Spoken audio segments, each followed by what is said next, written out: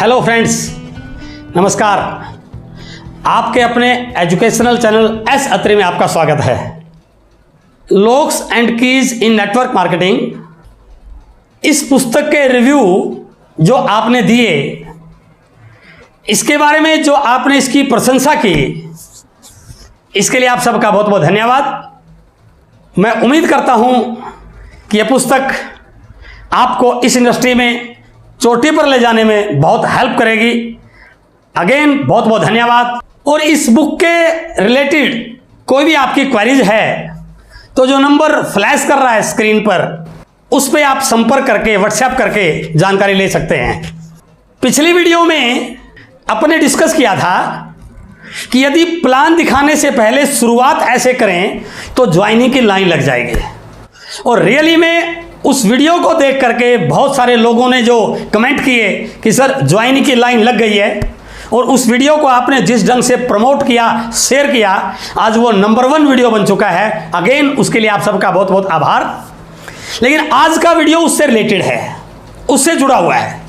उस वीडियो में अपने बात की थी कि जैसे एक व्यक्ति लिस्ट बनाता है, लिस्ट बनाने के बाद वो सामने वाले प्रोस्पेक्ट को जब प्लान दिखाने जाता है तो उससे पहले की एक्टिविटीज क्या करनी है। डायरेक्ट प्लान नहीं दिखाना, पहले आपने उससे अपॉइंटमेंट लेनी है। अपॉइंटमेंट कैसे ली जाए वो इस वीडियो में बताया गया।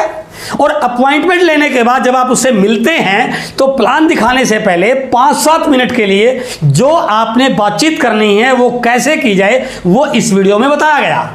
अब आपने इन चीजों को कर लिया, अब अगला पार्ट है उसको मार्केटिंग प्लान दिखाना।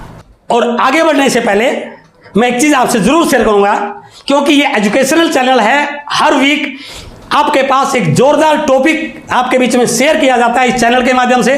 तो यदि आपने अब तक इस चैनल को सब्सक्राइब नहीं किया है तो आपके राइट हैंड साइड में सब्सक्राइब पे क्लिक कीजिए, उसके बगल में बेल आइकॉन को प्रेस कीजिए, और जो भी आपके सुझाव हैं उनको लिखिए। आप किस प्रकार के टॉपिक इस चैनल से चाहते हैं।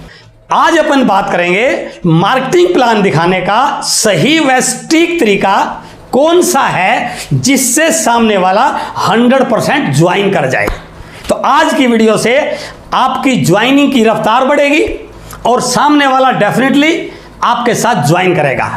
और जैसे ही आप उनको प्लान दिखाना शुरू करेंगे तो आपने प्लान दिखाते समय 4 पार्ट को कवर करना है, जो मैं इस वीडियो में आपके साथ शेयर करने जा रहा हूं। The first part is plan presentation. Second part is कि प्लान दिखाने के बाद वहीं पर बैठे बैठे आपने उस व्यक्ति के ड्रीम्स को विजुअलाइज करवाना है। एंड द थर्ड पार्ट, जैसे ही ड्रीम विजुअलाइज कराया वहीं पर बैठे बैठे आपने उसकी कुछ लोगों की लिस्ट तैयार करवानी है। और fourth and important and last point, जिसके लिए आप गए हुए हैं उसको ज्वाइनिंग के लिए हां करवाना। ऐसी रिवर्स क्वेश्चनिंग आपने करनी है जिससे ऑब्जेक्शन हैंडलिंग भी हो जाए और वो तुरंत ज्वाइन कर जाए। तो इन 4 पार्ट को यदि आपने कवर कर लिया तो गारंटीड है वो आपके साथ ज्वाइन करेगा। तो मैं बात कर रहा हूं the first part, plan presentation. जैसे आप प्लान प्रेजेंटेशन शुरू करते हैं तो आपको किस प्रकार से बातचीत शुरू करनी है, आप इस प्रकार शुरू कर सकते हैं। इस दुनिया में जो भी व्यक्ति पैसा कमा रहा है, उस पैसा कमाने के 3 तरीके हैं। या तो कोई व्यक्ति समय लगाकर पैसा कमा रहा है, या कोई व्यक्ति पैसा लगाकर पैसा कमा रहा है। जो समय लगाकर पैसा कमा रहा है वो वहां पर सिर्फ अपना टाइम डालता है, 6 घंटे, 8 घंटे, 10 घंटे। पहले से सारी चीजें एस्टेब्लिश्ड हैं, यानी कि वो नौकरी करने वाले व्यक्ति हैं। वो अपना समय डालते हैं और उस समय के बदले उनको पैसा मिलता है। दूसरी कैटेगरी आती है पैसा लगाकर पैसा कमाने वाले, जिनको आप बिजनेसमैन बोलते हैं। वो पैसा इन्वेस्ट करते हैं और उस पैसे से पैसा कमाते हैं। लेकिन तीसरी प्रकार के व्यक्ति ऐसे हैं जो पैसा भी खुद लगाते हैं और समय भी खुद लगाते हैं और फिर पैसा कमाते हैं। जैसे दुकान भी आपकी, पूंजी भी आपकी और बैठे भी आप ये दुकान पे, तो आप पैसा कमा रहे हैं।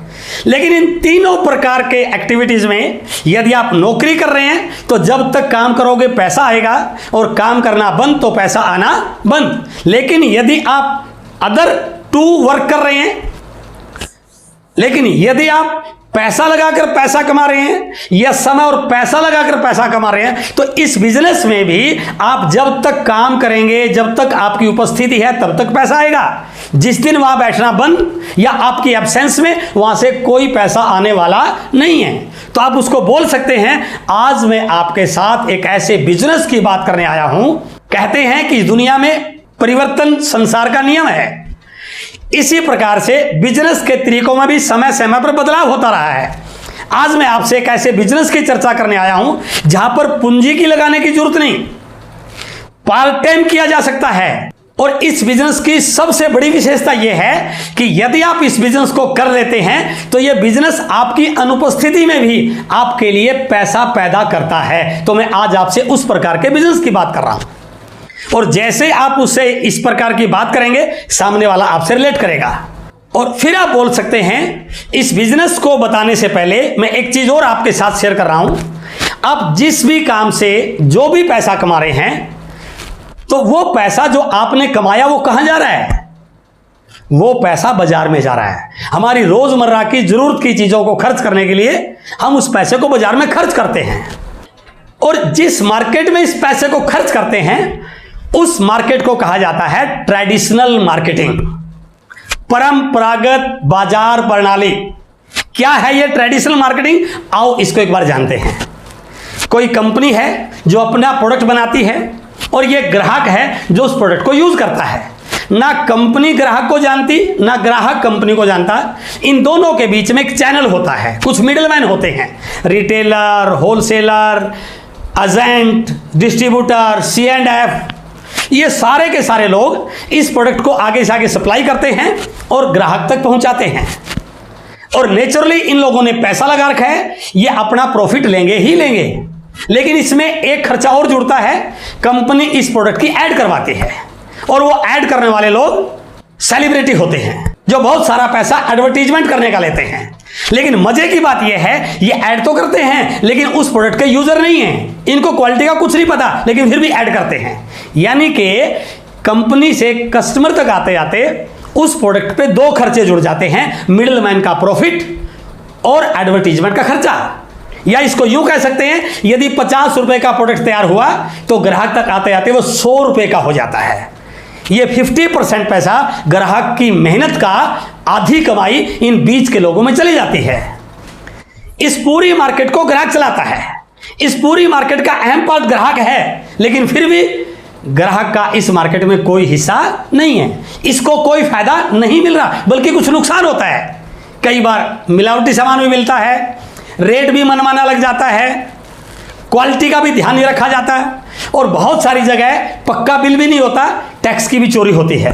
ये सारी चीजें होने के बाद भी ये मार्केट लगातार बढ़ रही है, लेकिन इस मार्केट को बढ़ाने वाले कौन हैं? हम सब ग्राहक हैं।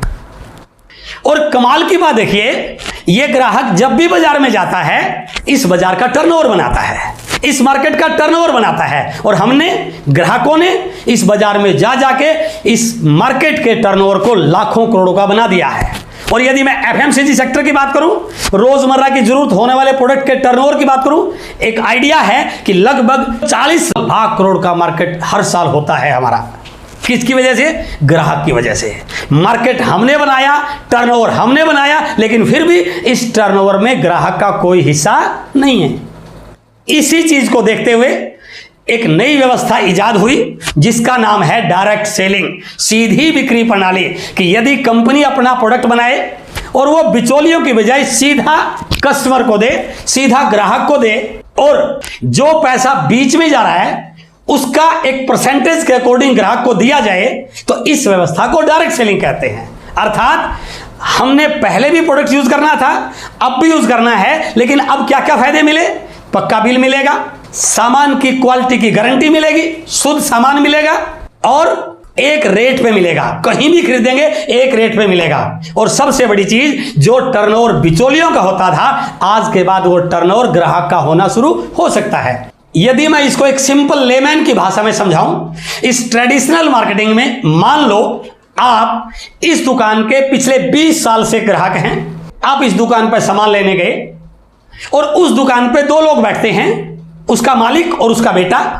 बाय द वे, मालिक दुकान पे नहीं था, बेटा मौजूद था। आपने उस बेटे को बोला बेटा ये सामान निकाल दो, आपने एक लिस्ट दी और उस लड़के ने उस लिस्ट के अकॉर्डिंग आपका सामान निकाला, थैले में पैक किया और जैसे आपने पूछा कितना बिल हुआ, उसने बताया 3,000 रुपये। अब सुनिए इस बात को ध्यान से, आपने उसको 3,000 रुपये दिए, थैला उठाया और दुकान से बाहर निकले। और जैसे आप दुकान से बाहर निकले, उसका पिताजी दुकान में आया और उसने आते ही लड़के से पूछा कि बेटा क्या हुआ, और लड़के ने तुरंत उत्तर दिया 3,000 की सेल हुई, 3,000 की बिक्री हुई, 3,000 का बिजनेस हुआ, 3,000 का कारोबार हुआ। अर्थात आपकी खरीदारी किसी और का व्यापार बनती है। अब मैं बात कर रहा हूं डायरेक्ट सेलिंग की। अब आपने फैसला लिया कि घर का वही सामान जो मैं वहां से लेके आता था, जहां पर क्वालिटी की गारंटी नहीं थी, रेट का झमेला था, आपका कोई हिस्सा नहीं था। अब आपने फैसला किया, अपना रजिस्ट्रेशन किया, एक नंबर लिया और इस डायरेक्ट सेलिंग के स्टोर से जाकर के आपने सामान लिया, जहां पर आपको क्वालिटी की गारंटी मिली, एक दाम में मिला, बिजनेस करने का मौका मिला, शुद्ध सामान मिला। और जैसे आपने उस दुकानदार को जाके, उस स्टोर के मालिक को जाके अपने सामान की पर्ची दी, उसने आपकी पर्ची को देख करके सामान निकाला और सामान निकालने के बाद जब आपने बिल पूछा, उसने कंप्यूटर पर टिक टिक किया, आपका नंबर फीड किया और बिल निकल के आया। और जैसे वो 3,000 का बिल निकल के आता है, तुरंत आपके मोबाइल पर एक मैसेज आता है, योर बिजनेस इज 3,000 रुपये। अर्थात आज तक जो खरीदारी किसी और का व्यापार बनती थी, यह दुनिया का 8वां अजूबा है जहां पर आपकी खरीदारी आपका व्यापार बन सकती है। It is direct selling. और जैसे आपने इस डायरेक्ट सेलिंग के बारे में उससे बात की कि यदि आप अपने घर के सामान को इससे शुरू कर दे लेना, तो इस टर्नओवर में आपका हिस्सा हो सकता है। और फिर वहां पर आप उसको एक छोटी सी कैलकुलेशन दिखा सकते हैं कि इस बिजनेस के माध्यम से कितना बड़ा कारोबार हो सकता है, कितनी बड़ी सेल हो सकती है, कितनी बड़ी इनकम बन सकती है। फॉर एग्जाम्पल, आप उनको बता सकते हैं, यदि हम लोगों से इस प्रकार के प्रोडक्ट की चर्चा करें, इस प्रकार के सिस्टम की चर्चा करें और धीरे धीरे लोगों के समझ में आ जाए कि ये जो 40 लाख करोड़ का टर्नओवर हो रहा है, यदि 10% लोग भी इस व्यवस्था में आ गए तो ये इंडस्ट्री 4 लाख करोड़ के टर्नओवर की बन सकती है। और इसके मालिक कौन है? मिडलमैन नहीं, इसके मालिक हम हैं, ग्राहक हैं, आप हैं। सामने वाला एक बार जरूर सोचेगा। और जैसे ही आप ये बात उसके साथ शेयर करते हैं, आपका पहला पार्ट प्लान प्रेजेंटेशन लगभग कंप्लीट हुआ। अब अगला काम क्या करना आपने? वहीं बैठे बैठे आगे बढ़ने से पहले ड्रीम विजुअलाइजेशन, उसको थोड़ा सा उसके ड्रीम बिल्डिंग पे बात करनी है। गाड़ी आ जाएगी, बंगला बन जाएगा, पैसे आ जाएंगे, ये चीजें सही हैं, लेकिन इनसे पहले इस दुनिया में 90% लोग अपनी वर्तमान चैलेंज से परेशान हैं, वर्तमान कंडीशन से परेशान है। कोई बॉस से परेशान है, किसी के फैमिली चैलेंज है, किसी को आर्थिक तंगी है, कोई ये मान रहा है कि मुझे कोई पूछता नहीं है, मेरी कोई पहचान नहीं है। अब वहां पर बजाय गाड़ी आ जाएगी, बंगला आ जाएगा, लाखों करोड़ों आ जाएंगे, उससे पहले यदि आप उससे ये जान पाएं इस समय के उसके वर्तमान चैलेंज क्या हैं, और यदि आपने उन वर्तमान चैलेंज की रेमेडी उसको बता दी, तो डेफिनेटली वो आपसे रिलेट करेगा। आप उसको बोल सकते हैं कि सर, इस बिजनेस में कोई बॉस नहीं है, आप अपने बिजनेस के बॉस हैं। इसके लिए आप खुद अपना एम्पायर खड़ा करते हैं। यहां टाइम की भी कोई बंदिश नहीं है, आप जब मर्जी करें, 2 घंटे करें, दिन में करें, शाम को करें, जब आपको इजी लगे। उसको क्या लगेगा? मैं जिस बॉस से परेशान हूं, इस बिजनेस में उस परेशानी का हल है। कहने का भावार्थ क्या है कि आपने उनके छोटे छोटे ड्रीम्स को इस बिजनेस के माध्यम से पूरा होते हुए यदि दिखा दिया, तो उसका सॉफ्ट कॉर्नर आपके साथ आना शुरू हो जाएगा। यहां पर एक बात और आपने ध्यान रखनी है, जब भी आप उससे बात करें, ये बिल्कुल नहीं कहना है हम इसमें ऐसा करेंगे, नो, हम का प्रयोग नहीं करना, आपका प्रयोग करना है। यदि आप इस बिजनेस को करते हैं तो ये आपको मिल सकता है, यदि आप इस बिजनेस को करते हैं तो ये आपको ये आ सकता है। और यदि आप उनका नाम लेंगे तो उनको और अच्छा लगेगा, क्योंकि इस दुनिया में हर व्यक्ति अपने नाम को पसंद करता है। सपोज कीजिए उनका नाम मिस्टर राम है, तो आप ये भी बोल सकते हैं, मिस्टर राम, यदि आप इस बिजनेस में आ जाते हैं तो ये सारी की सारी अचीवमेंट आपकी होंगी। हर व्यक्ति को किसी और के मुंह से अपना नाम सुनना अच्छा लगता है, तो आप बार बार आपका इस्तेमाल कर सकते हैं। तो यहां पर एक छोटी सी ड्रीम बिल्डिंग आप उसकी शुरू कर सकते हैं, उनके ड्रीम को विजुलाइज करा सकते हैं। अभी आपने उससे यह नहीं पूछना है कि आप ज्वाइन करेंगे कि नहीं करेंगे, बिल्कुल नहीं पूछना है। अभी तीसरे पॉइंट पे आना है। थर्ड पॉइंट क्या है? उसकी एक छोटी सी लिस्ट बनाना। अब आप उससे अगला सवाल कर सकते हैं कि सर आपके सर्कल में भी कुछ ऐसे लोग जरूर होंगे, क्योंकि हर व्यक्ति के सर्कल में होते हैं जो उसके शुभ चिंतक होते हैं। आपके पास जरूर कुछ ऐसे लोग होंगे जो आप पे विश्वास करते होंगे, या आप उन पे विश्वास करते होंगे, या आप उनको जिंदगी में आगे जाना देखने चाहते होंगे।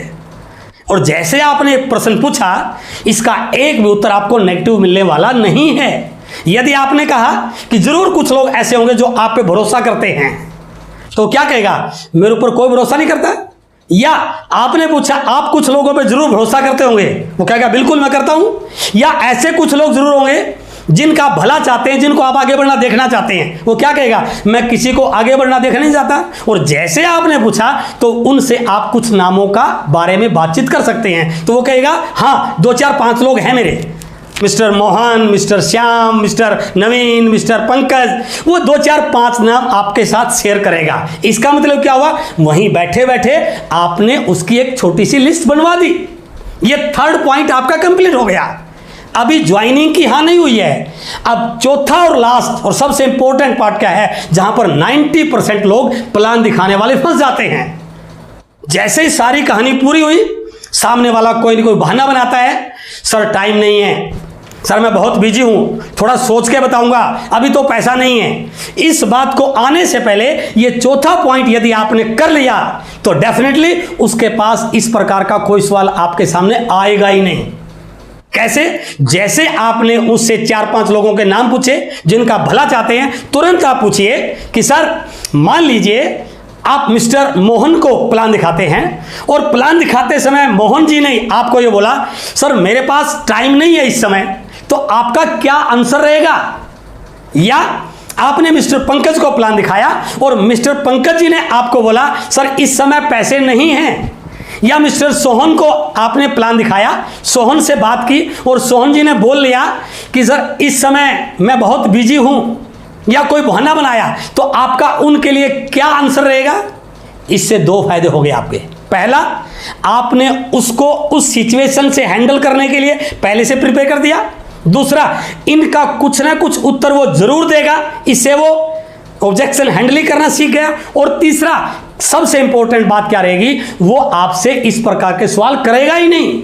अब वो ये नहीं कहेगा कि सर मेरे पास टाइम नहीं है, अब वो ये नहीं कहेगा सर पैसे नहीं है। अर्थात आपने केवल ऑब्जेक्शन हैंडलिंग सोल्व नहीं किया, बल्कि उन ऑब्जेक्शंस को आने से पहले ही रोक दिया।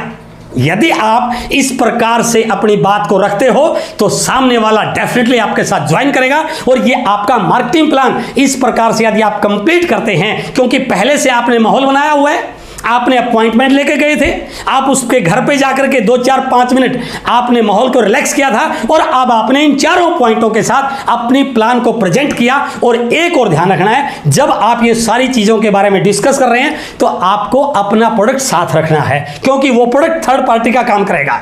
आपके पास आपकी कंपनी की प्रोफाइल आपके पास होनी चाहिए, जिससे लगे आप कितनी बड़ी कंपनी के रिप्रेजेंटेटिव हैं। यदि आप उसके सामने इस इंडस्ट्री के होने वाले टर्नओवर के बारे में बात कर सकते हैं, फिक्की और केपीएमजी की रिपोर्ट दिखा देते हैं कि 2025 तक ये 65,000 करोड़ की इंडस्ट्री होने वाली है, जो केवल लोगों के सामान लेने से होगी। इससे क्या होगा, उसको हजारों करोड़ का बिजनेस आना नजर आएगा। तो यदि आप इन सारी चीजों के साथ साथ अपने कॉन्फिडेंस के साथ उसके साथ बात करते हैं, तो मैं दावे से कह सकता हूं वो आपकी टीम में ज्वाइन करेगा, आपके साथ ज्वाइन करेगा। और यदि आप चाहते हैं इस प्रकार आपकी टीम में ज्वाइनिंग लगातार आए, तो अपनी टीम के साथ भी इस वीडियो को शेयर कीजिए। आपसे मिलकर बहुत अच्छा लगा, बहुत बहुत धन्यवाद। Thank you very much.